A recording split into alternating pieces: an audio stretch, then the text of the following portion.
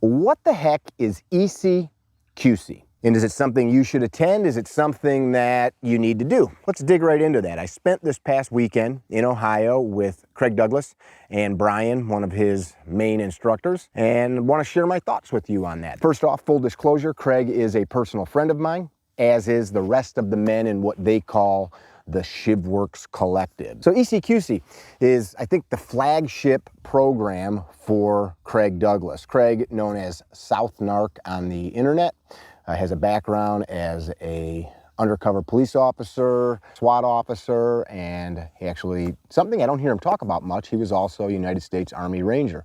Very fit man, a little bit older than me, tough son of a buck, and he created this program with some input and help from some guys like Paul that I mentioned a moment ago to pass on some things that he thinks are very relevant in this space of self-protection. I didn't go to the class intending to make this video, but after the class was done, I thought it was worth discussing and just dropping my viewpoints. I'm a student as often as I can be. As soon as you stop growing and learning and you think you know it all and you got it all, you might as well hang it up. You're done. Go train often. I don't care what you do. Craig's an excellent communicator. He runs a very well laid out course as far as time management. He runs a very well laid out course as far as the delivery of the information. If you are not used to training long and hard hours, this might not be for you. If you cannot stay engaged for up to 12 hours at a time, this might not be for you. So the cadence of the class starts on Friday evening. I believe we started at 6 p.m., so you arrive 5:15, 5:30, do paperwork, check in, use the bathroom, and there is a lecture, little introduction for about an hour or so, and the remaining of the evening until about 10 p.m.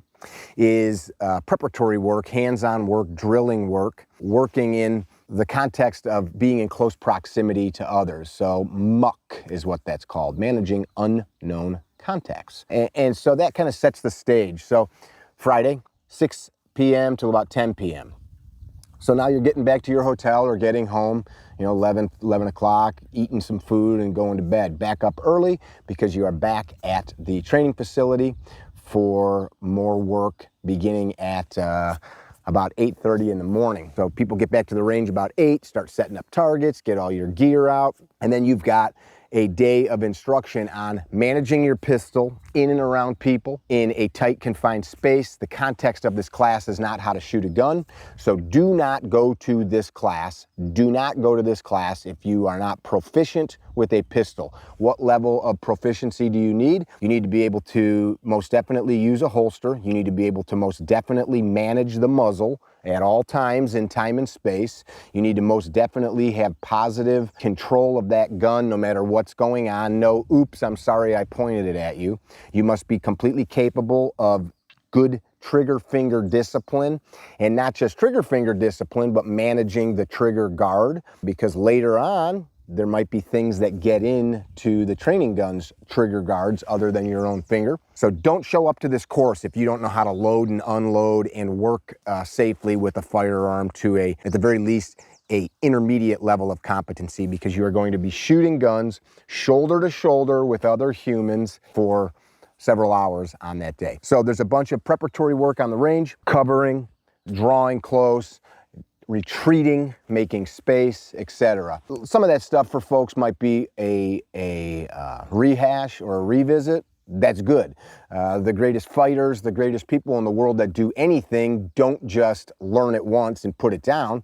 They drill it. Michael Jordan was shooting free throws until the day he retired, right? That's the way it works. So if you think you know, you don't need those reps, you're wrong. So some good reps, some good cleanup. Myself, I shoot a ton. I found myself on the line. You know what? I'm being a little lazy with that thumb index. I'm being a little lazy with getting my elbow up, or I'm being a little lazy on how I'm manipulating. That's why we train, right? We go reassess and we clean that stuff up. So after that, we get into some very physical stuff. You are training to be able to deal with the problem of close-in fighting and how and what happens when weapons are introduced. It's not a how to knife fight class. That is another class that he does, except training blades are used by a bunch of the students. Day 2, very long day.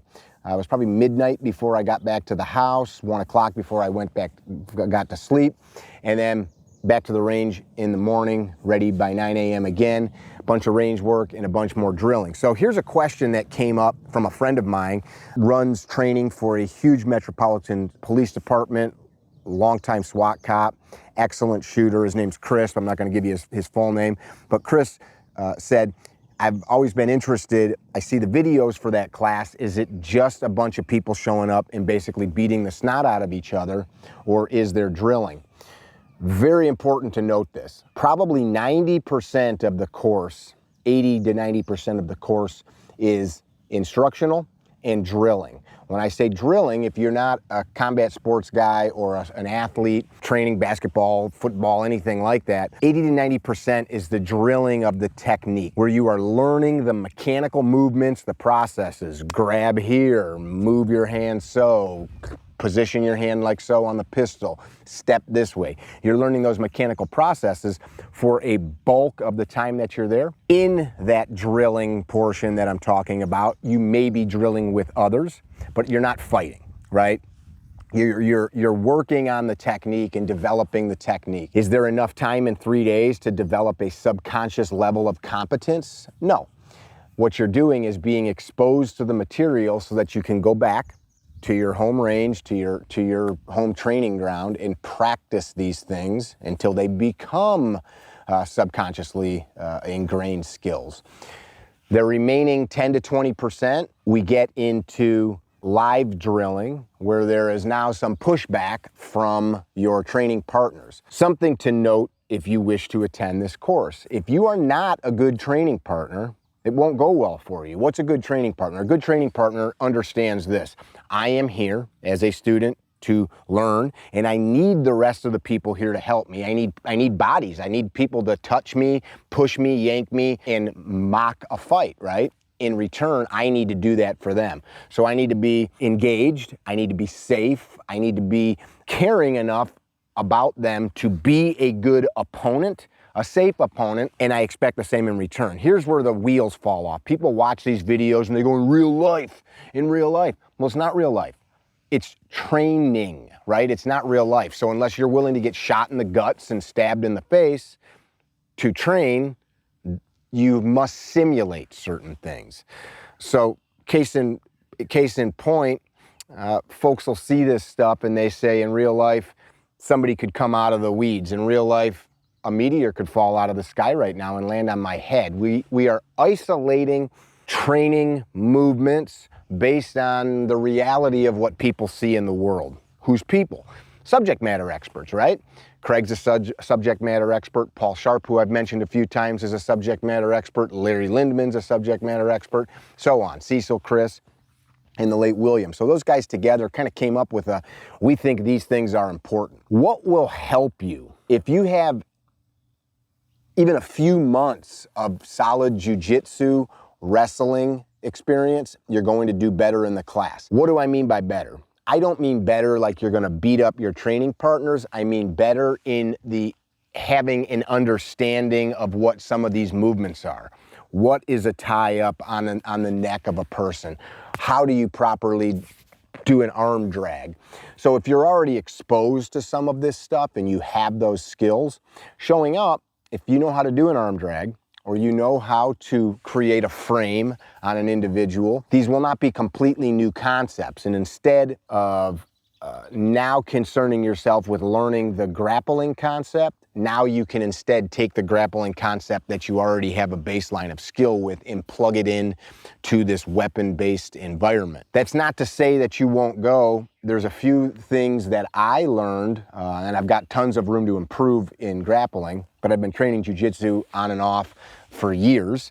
There's plenty of things that you will find, you know what, this works great in the jiu-jitsu environment on the mat, but now when somebody's trying to stick a training blade in my ribs, or when I'm in a vehicle, or there's multiple opponents, this other thing may be better. Or there might be this tweak that improves the overall efficacy of what you're doing. So if you have a baseline of grappling skills, it's going to help you out. What else will help you? a baseline level of physicality, general fitness, flexibility, and cardiovascular endurance. Why do I say these things? Because a lot of that drilling requires you to be able to not injure yourself, stay engaged mentally. So what happens when we fatigue? When we fatigue, we no longer want to pay attention. We want to go lay down. We want to get a snack. We want to go in the shade. If you are in good physical condition, I'm not saying you got to be able to run the Boston Marathon in a record time. I'm not saying you got to be able to climb a 14er in Colorado in record time. What I'm saying is be able to train for a 12-hour day, not frickin' pass out, and be able to get your heart rate under control when need be during the rest times. Those things will help you. What else will help you in this class setting? Being capable of paying attention. It is very frustrating to me as an instructor when we're passing on skills and people are talking about gear or their favorite truck or what's for lunch. When it's time to train, it's time to train. So food for thought, if you are the kind of person that can't shut the F up, you're gonna ruin a training experience, and you can have a training experience ruined by individuals who don't know when to shut the F up. You're there to learn. You're there to hear from the instructor. Yes, you're there to make friends. Yes, all kinds of offline conversations can happen when there's time to do so. So learn how to be a good student. That will help you, because in an environment like ECQC, it's very physically demanding. The S12 event that we do, we push people for 10, 12 hours a day, so I'm well versed in students' needs for that type of environment, so I believe that would help. What else would help you? Keep yourself hydrated, have food and water with you, have proper clothing. We were out in the elements for 2.5 days, raining day one, chilly when the sun went down, blazing hot when the sun was up, little cover. You see this super tan on me. So have everything you need to take care of yourself.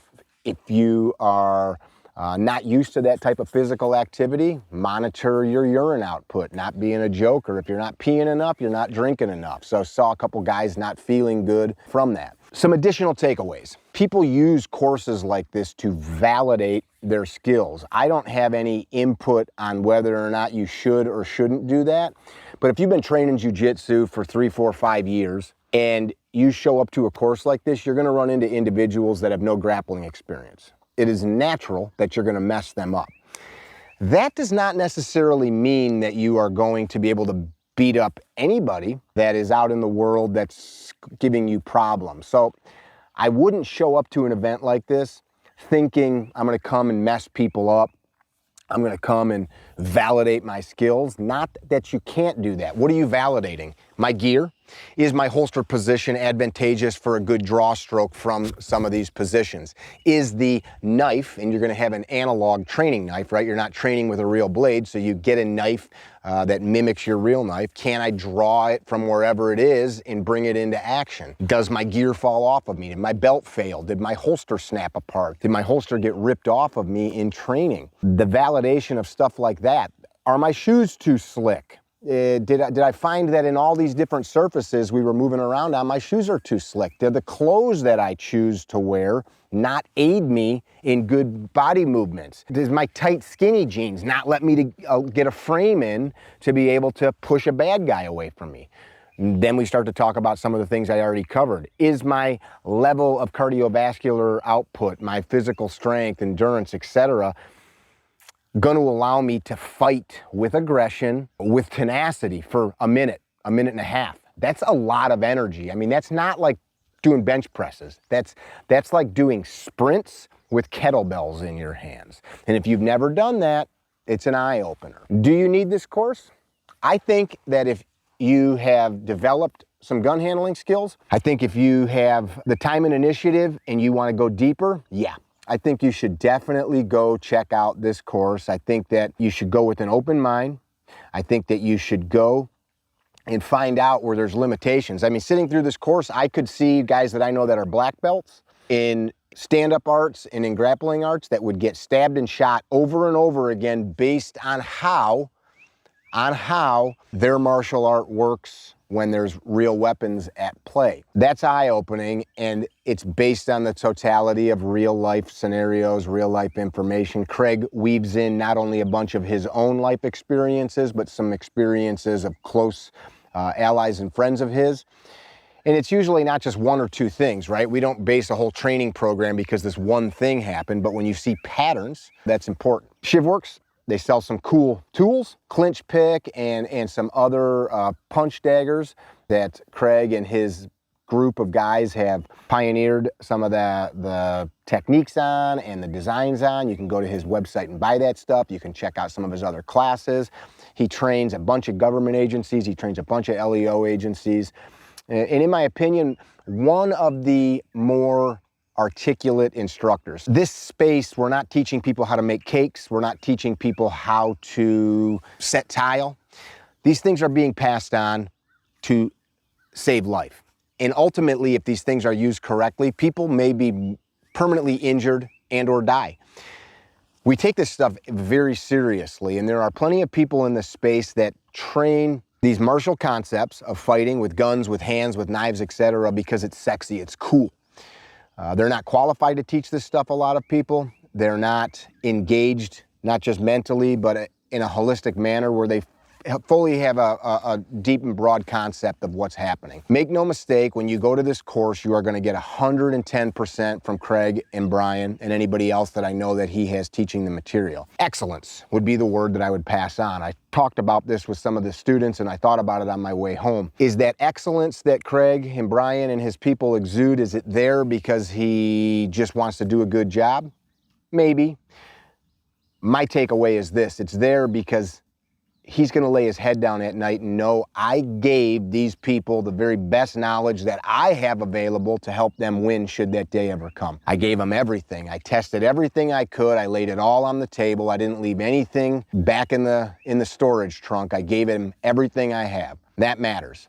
If you show up, you do your part, you take this stuff back and you train it and bring it into the system of your self-defense, life-saving skills, it's going to make a difference should that day ever come. So should you attend ECQC? I think heck yeah, you should. Get yourself fit, sign up for the course, get yourself over there, take in that knowledge, get exposed to some of these concepts, bring them home, train them hard, make yourself, your team, the people that you are sworn to protect, your family, safer. Be well, don't be dickheads. If you meet Craig in person, give him a big hug. Tell him Mick says, hey, don't be dickheads.